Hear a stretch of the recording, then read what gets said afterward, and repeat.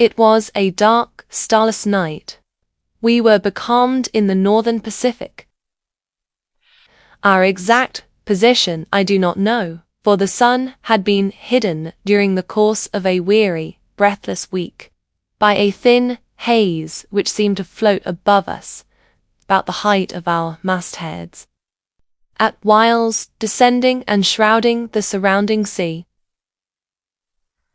With there being no wind, we had steadied the tiller and I was the only man on deck. The crew, consisting of 2 men and a boy, were sleeping forehand in their den, while Will, my friend and the master of our little craft, was aft in his bunk on the port side of the little cabin. Suddenly, from out of the surrounding darkness, there came a hail. "Shana, ahoy!" The cry was so unexpected that I gave no immediate answer because of my surprise. It came again, a voice, curiously throaty and inhuman, calling from somewhere upon the dark sea away on our port broadside. "Sooner, ahoy!" "Hello!" I sung out, having gathered my wits somewhat. "What are you? What do you want?" "You need not be afraid," answered the queer voice, having probably noticed some trace of confusion in my tone. "I am only an old man." The pause sounded odd, but it was only afterwards that it came back to me with any significance. "Why don't you come alongside then?" I queried somewhat snappishly, for I liked not his handing and my having been a trifle shaken. I can't. It wouldn't be safe. The voice broke off, and there was silence. "What do you mean?" I asked, growing more and more astonished. "Why not safe? Where are you?" I listened for a moment, but there came no answer. And then, a sudden, indefinite suspicion of I know not what coming to me, I stepped swiftly to the binnacle and took out the lighted lamp. At the same time, I knocked on the deck with my heel to waken Will. Then I was back at the side, throwing the yellow funnel of light out into the silent immensity beyond our rail. As I did so, I heard a slight muffled cry and then the sound of a splash, as though someone had dipped oars abruptly. Yet I cannot say that I saw anything with certainty, save it seemed to me that with the first flash of the light, there had been something upon the water where now there was nothing. "Hello there!" I called. "What foolery is this?" But there came only the indistinct sounds of a boat being pulled away into the night. Then I heard Will's voice from the direction of the after scuttle. "What's up, George?" "Come here, Will," I said. "What is it?" he asked, coming across the deck. I told him the queer thing which had happened. He put several questions. Then, after a moment's silence, he raised his hands to his lips and hailed, "Boat ahoy!" From a long distance away there came back to us a faint reply, and my companion repeated his call. Presently, after a short period of silence, there grew on our hearing the muffled sound of oars, at which Will held again. This time there was a reply. "Put away the light." "I'll be damned if I will," I muttered. But Will told me to do as the voice bade, and I shoved it down under the bulwarks. "Come nearer," he said, and the outstrokes continued. Then, when apparently some half-dozen fathoms distant, they again ceased. "Come alongside," laid Will. "There's nothing to be frightened of on board here. Promise that you will not show the light." "What's the do with you?" I burst out, "that you're so infernally afraid of the light? Because—" began the voice, and stopped short. "'Cause of what?" I asked quickly. Will put a hand on my shoulder. "Shut up a minute, old man," he said in a low voice. "Let me tackle this." He linked more over the rail.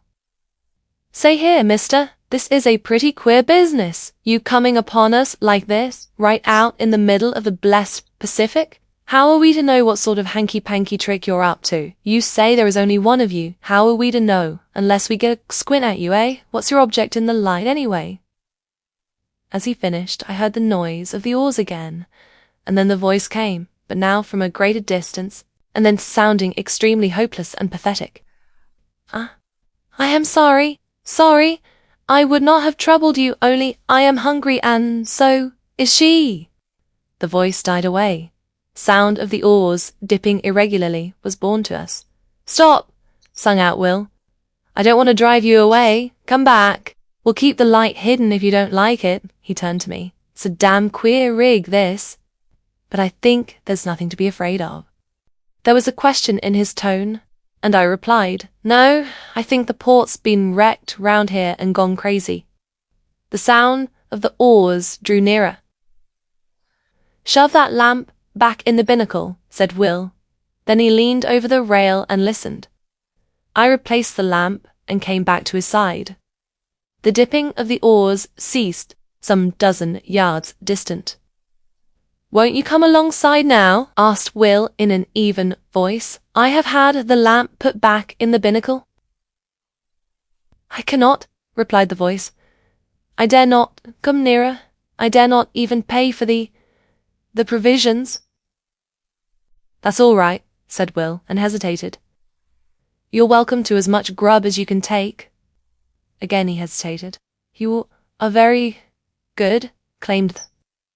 May God, who understands everything, reward you, broke off huskily. The lady, said Will abruptly. Is she? I have left her behind upon the island, in the voice. What island? I cut in. I know not its name, returned the voice. I would to God, it began, then checked itself suddenly. Could we not send a boat for her? Asked Will at this point. No, said the boys, with extraordinary emphasis. My God, no! There was a moment's pause, then it added, in a tone which seemed a merited reproach. It was because of our want I ventured, because her agony tortured me. I am a forgetful brute, explained Will. Just wait a minute, whoever you are, and I'll bring you up something at once. In a couple of minutes he was back, and his arms were full of various edibles. A pause at the rail. Can't you come alongside for them? He asked. No, I dare not, replied the voice, and it seemed me that in its tone I detected a note of stifled craving. As though the owner hushed a mortal desire. It came to me, then, in a flash. Poor old creature out there in the darkness was suffering from actual need of that which Will held in his arms, and yet, 'cause of some unintelligible dread, refraining from dashing to the side of our little schooner and receiving it. And with a lightning-like conviction there came the knowledge that the invisible was not mad, but sanely facing some intolerable horror. Damn it, Will, I said, full of many feelings over which would emanated a vast sympathy. Get a box. We must float off the stuff to him in it. This we did, propelling it away from the vessel out into the darkness by means of a boat-hook. In a minute a slight cry from the invisible came to us, and we knew that he had secured the box. A little later he called out a farewell to us, and so heartfelt a blessing that I am sure we were the better for it. Then, without much ado, we heard the ply of oars across the darkness. Pretty soon all, remarked Will, perhaps just a little of a sense of injury. Wait, I replied. I think somehow he'll be back. He must have been badly needing that food. And the lady, said Will. For a moment he was silent, then he continued. It's the queerest thing I've ever tumbled across since I've been fishing. Yes, I said, as if to ponder. And so the time slipped away, an hour, another, and still Bill stayed with me. But the queer adventure had knocked all desire for sleep out of him. And the third hour was 3 parts through when we heard again the sound of oars across the silent ocean. Listen, said Will, in a low note of excitement in his voice. He's coming. Just as I thought, I muttered. The dipping of the oars grew nearer, and I noted that the strokes were firmer and longer. The food had been needed. They came to a stop a little distance off the broadside, and the queer voice came again to us through the darkness. Schooner, ahoy! That you are? Asked Will. Yes, replied the voice. I left you suddenly, but there was great need. The lady? Questioned Will. The lady is grateful now on earth. She will be more grateful soon in heaven. Will began to make some reply in a puzzled voice, but came confused and broke off short. I said nothing. I was wondering at the curious pauses, and, apart from my wonder, I was full of great sympathy. The voice continued. She and I, have talked, as we shared the result of God's tenderness and yours, Will interposed, but without coherence. I beg of you not to belittle your deed of Christian charity this night, said the voice. Be sure that it has not escaped his notice. There was a full minute's silence. Then it came again. We have spoken together upon that which has befallen us. We had thought to go out without telling any of the terror which has come into our lives. She is with me in believing that tonight's happenings are under a special ruling, that it is God's wish that we should tell you all that we have suffered since. Yes, said Will softly. Since the sinking of the Albatross? Ah, I exclaimed involuntarily. She left Newcastle for Frisco some 6 months ago and hasn't been heard of since. Yes, answered the voice. Some few degrees to the north of the line, she was caught in a terrible storm and dismasted.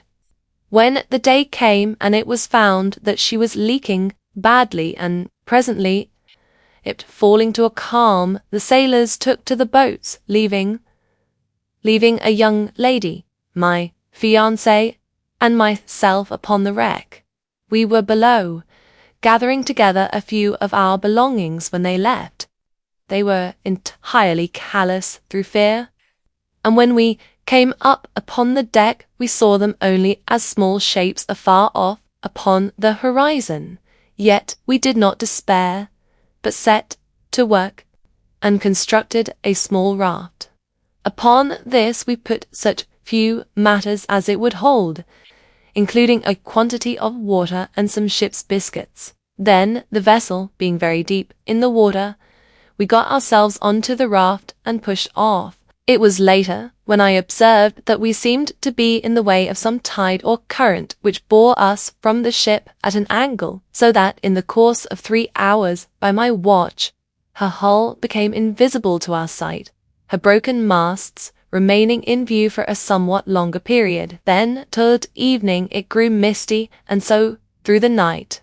The next day we were still encompassed by the mist, the weather remaining quiet. For 4 days we drifted through this strange haze until, on the evening of the 4th day, there grew upon our ears the murmur of breakers at a distance. Gradually it became plainer, and, somewhat after midnight, it appeared to sound upon either hand, at no very great space. The raft was raised upon a swell several times, and then we were in smooth water, and the noise of the breakers was behind. When the morning came, we found we were in a sort of great lagoon, but of this we noticed little at the time, for close before us, through the enshrouding mist, loomed the hull of a large sailing vessel. With one accord we fell upon our knees and thanked God, for we thought that here was an end to our perils. We had much to learn. The raft drew near the ship, and we shouted on them to take us aboard, but none answered. Presently the raft touched against the side of the vessel, and, seeing a rope hanging downwards, I seized it and began to climb. Yet I had much ado to make my way up, because of a kind of grey, lecherous flunkies, which had seized upon the rope, and which blotched the side of the ship lividly. I reached the rail and clambered over it, on to the deck. Here I saw that the decks were covered with grey masses, some of them rising into modules several feet in height, but at the time I thought less of this matter than of the possibilities of there being people aboard the ship. I shouted, but none answered.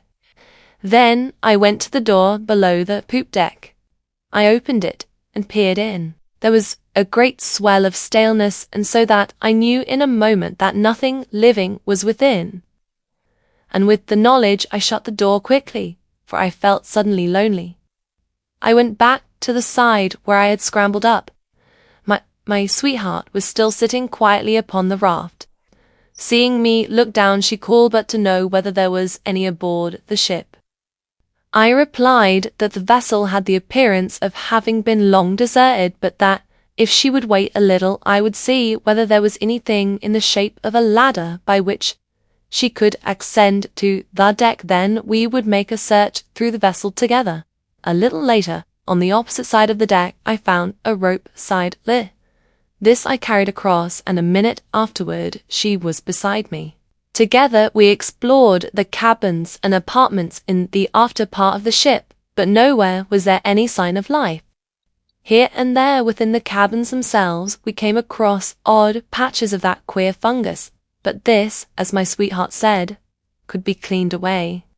In the end, having assured ourselves that the after portions of the vessel was empty, we picked our way to the bows, between the ugly grey modules of that strange growth, and here we made a further search, which told us that there was indeed none aboard but ourselves. This being now beyond any doubt, we returned to the stern of the ship and proceeded to make ourselves as comfortable as possible. Together we cleared out and cleaned 2 of the cabins, and after that I made an examination whether there was anything edible in the ship. This I soon found so, and I thanked God in my heart for his goodness. In addition to this, I discovered the whereabouts of the fresh-water pump, and having fixed it, I found the water drinkable, though somewhat unpleasant to the taste. For several days we stayed aboard the ship without attempting to get to the shore. We were busily engaged in making the place habitable, yet even thus early we became aware that our lot was even less to be desired than might have been imagined. For though at first step we scraped away the odd patches of growth, let's study the floors and walls of the cabin and saloon, yet they returned almost to their original size within the space of 24 hours, which not only discouraged us but gave us a feeling of vague uneasiness. Still, we would not admit ourselves beaten, so set to work afresh, and not only scraped away the fungus but soaked the places where it had been with carbolic, canful of which I had found in the pantry. Yet by the end of the week the growth had returned in full strength, and in addition it had spread to other places, as though our touching it had allowed germs from it to travel elsewhere. On the 7th morning my sweetheart woke to find a small patch of it growing on her pillow close to her face. At that she came to me so soon as she could get her garments upon her. I was in the galley at the time, lighting the fire for breakfast. "Come here, John," she said, and led me up. When I saw the thing upon her pillow I shuddered, and then and there we agreed to go right out of the ship and see whether we could not fare to make ourselves more comfortable ashore. Hurriedly we gathered together our few belongings, and even amongst these I found that the fungus had been at work, for one of her shawls had a little lump growing near one edge. I threw the whole thing over the side without saying anything to her. The rat was still alongside, but it was too clumsy to guide, and I lowered it down a small boat that hung across the stern, and in this we made our way to the shore. Yet as we drew nearer to it I became gradually aware that here the vile fungus which had driven us from the ship was growing riot. In places it rose into a horrible, fantastic mound, which seemed almost to quiver with a quiet life when the wind blew across them. Here and there it took the form of vast fingers, and in others it just spread out flat and smooth and treacherous, odd places it appeared as grotesque, stunted trees, seeming extraordinarily kinked and gnarled, the whole quaking vilely at times. First, it seemed to us that there was no single portion of the surrounding shore which was not hidden beneath the masses of the hideous lichen. Yet in this I found we were mistaken, for somewhat later, coasting along the shore of a little distance, we descried a smooth white patch of what appeared to be fine sand, and there we landed. It was not sand. What it was, I do not know. All that I have observed is that upon it the fungus will not grow, while everywhere else, save where the sand-like earth wanders oddly, pathwise amid the grey dissolution of the lichen, there is nothing but that loathsome greyness.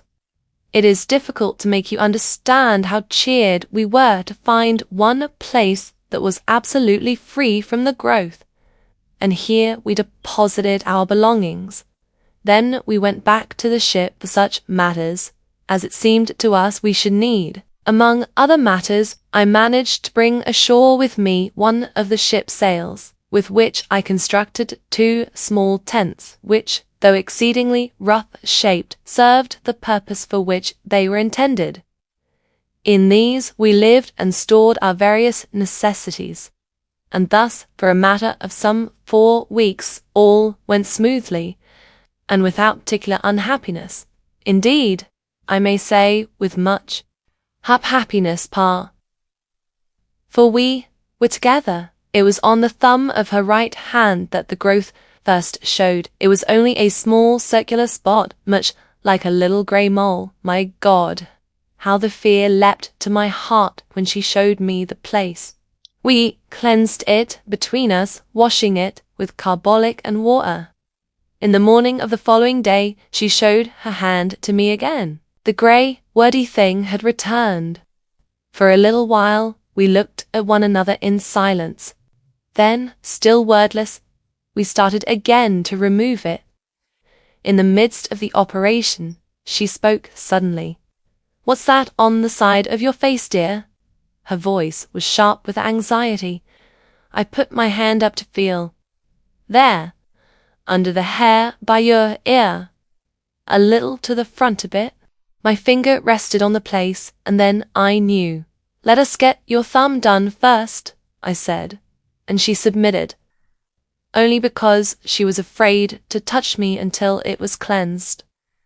I finished washing and disinfecting her thumb, and then she turned to my face. After it was finished, we sat together and talked a while of many things. There had come into our lives sudden, very terrible thoughts. We were all at once afraid of something worse than death. We spoke of loading the boat with provisions and water and making our way out onto the sea. Yet we were helpless for many causes, and the growth had attacked us already. We decided to stay. God would do with us what He will. We would wait. A month, 2 months, 3 months passed, and the places grew somewhat, and there'd come others. Yet we fought so strenuously with the fear that its headway was but slow, comparatively speaking. Occasionally we ventured off to the ship for such stores as we needed. Then we found that the fungus grew persistently. One of the modules on the main deck became soon as high as my head, and we had now given up all thought, our hope of leaving the island. We had realized that it would be unallowable to go amongst healthy humans with the things from which we were suffering. With this determination and knowledge in our minds, we knew that we should have to husband our food and water. We did not know at the time, but that we should possibly live for many years. This reminds me that I have told you that I am an old man dozing by the years. This is not so. He broke off. Then he continued somewhat abruptly. As I was saying, we knew that we should have to use care in the matter of food. But we had no idea then how little food there was left of which to take care. It was a week later that I made the discovery that all of the other bread tanks, which I had supposed full, were empty, and that, beyond odd tins of vegetables and meat and some other materials, we had nothing upon which to depend but the bread in the tank which I had already opened.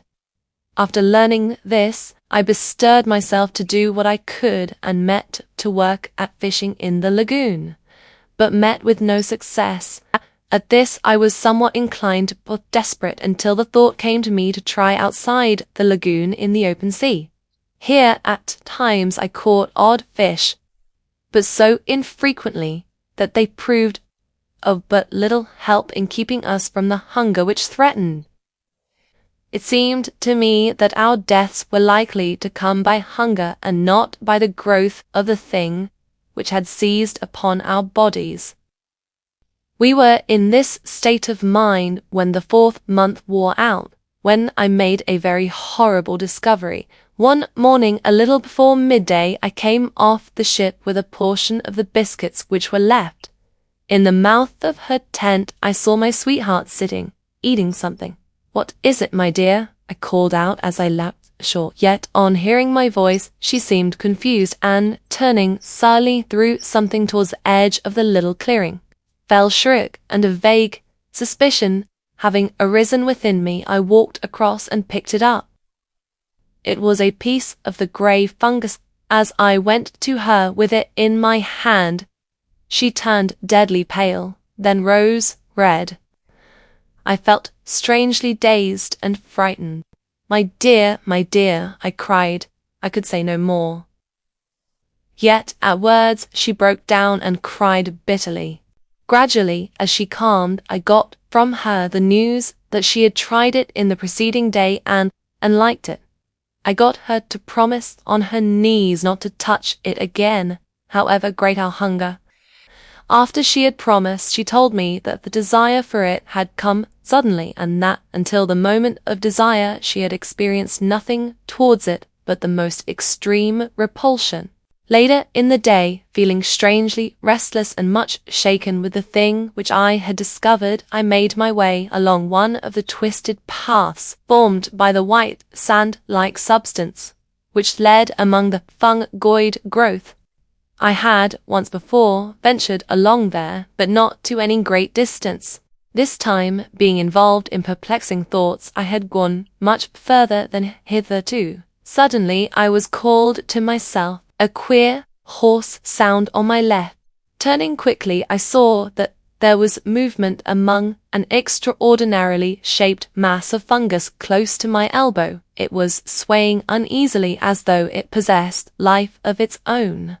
Abruptly, as I stared, the thought came to me that the thing had a grotesque resemblance to the figure of a distorted human creature. Even as the fancy flashed into my brain, there was a slight, sickening noise of tearing, and I saw that one of the branch-like arms was detaching itself from the surrounding grey masses and coming towards me. The head of the thing, a shapeless, grey ball, inclined in my direction. I stood stupidly, and the vile arm brushed across my face. I gave out a frightened cry and ran back a few paces. There was a Swedish taste upon my lips where the thing had touched me. I licked them, and was immediately filled with an inhuman desire. I turned and seized a mass of the fungus, then more and more. I was insatiable. In the midst of devouring, the remembrance of the morning's discovery swept into my mazed brain. It was sent by God. I dashed the fragment I held to the ground, then, utterly wretched and feeling a dreadful guiltiness, I made my way back to the little encampment. I think she knew, by some marvellous intuition which love must have given so soon as she set eyes upon me. Her quiet sympathy made it easier for me, and I told her of my sudden weakness, yet omitted to mention the extraordinary thing which had gone before. I desired to spare her all unnecessary terror. But For myself, I had added an intolerable knowledge to breed an incessant terror in my brain, for I doubt it not but that I had seen the end of one of those men who had come to the island in the ship in the lagoon. And in that monstrous ending, I had seen our own. Thereafter we kept the abominable food, though the desire for it had entered into our blood. Yet our drear punishment was upon us, for day by day, with monstrous rapidity, the fungoid growth took hold of our poor bodies. Nothing we could do would check it materially, and so we, who had been human, became, well, it matters less each day.